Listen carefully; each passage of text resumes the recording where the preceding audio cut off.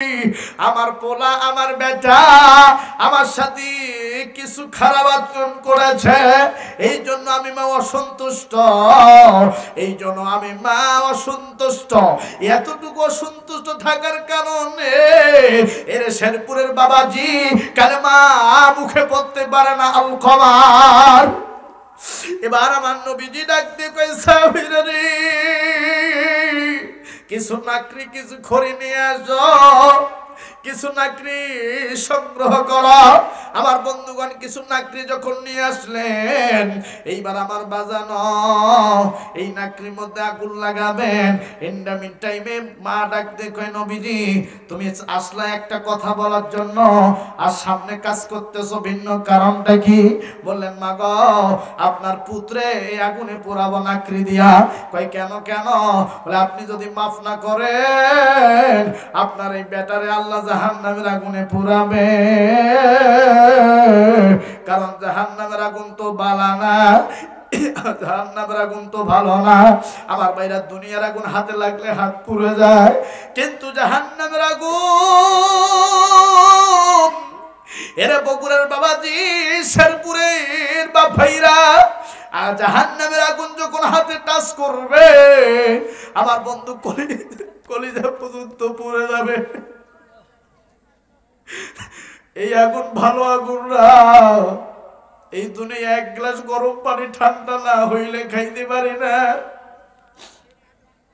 দুনিয়ায় এক গ্লাস গরম দুধ ঠান্ডা না হইলে খাইতে পারি না। বাজার নেই জাহান্নামের আগুন তো ঠান্ডা হওয়ার কোনো সুযোগ নেই। ওই আগুনে যদি একবার আমি আপনি পড়ে যাই, হাড় হাড্ডি গুলো আমার বন্ধু পুরে ছাই হয়ে যাবে। এই জন্য মরার আগে দুইটা গুণ অর্জন করো। এক নাম্বার দুইটা জিনিস ছাড়বা না রে বাবা। এক নাম্বার আল্লাহর ইবাদত বন্দেগী, দুই নাম্বার মা বাবারে বিন্দু পরিমাণ কষ্ট দিবা না, মা বাবার সামনে চোখ বড় করেও কথা বলবা না। এই দুইটা জিনিস যদি ঠিক রাখতে পারো শাল বাবার বাবাজিরা, আর দুনিয়ায় কিছু লাগবে না, আল্লাহ জান্নাত পেয়ে যাবা। কারণ মায়ের পায়ের নিচে আল্লাহ জান্নাত রাইখা দিছে। এই জন্য বাজান আসেন আসেন, আমার মনটা চাচ্ছে আমি আপনাদের মাঝে আরো 2-2.5 ঘন্টা আলোচনা করি, কিন্তু আগামীকাল আবার ঠাকুরগাঁ পঞ্চগড় ওইদিকে মাহফিল দেবো, অনেক দূরে রাস্তা যাওয়া লাগবে, প্রতিদিন রাত 3টা-4টা পর্যন্ত জাগা লাগে। আমার বন্ধুগণ অল্প বয়সে আমার বন্ধুগণ বুঝতেই তো পারতেছেন না বাবা, কত বয়ান কত আলোচনা অনেক জায়গায় করা লাগে। আসেন বন্ধুরা, আমি আপনাদের ছেলের মতো, আমি আপনাদের ভাতিজার মতো, আমি আপনাদের অনেকের নাতির মতো।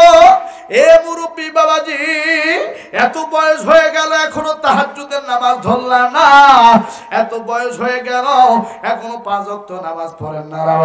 আজ থেকে 5 ওয়াক্ত নামাজ পড়বেন, পিতামাতার খেদমত করবেন। এই পিতামাতার খেদমতের দ্বারা আল্লাহ জান্নাতের ফয়সালা হয়ে যাবে। আসেন বন্ধুরে, আলকমারের মা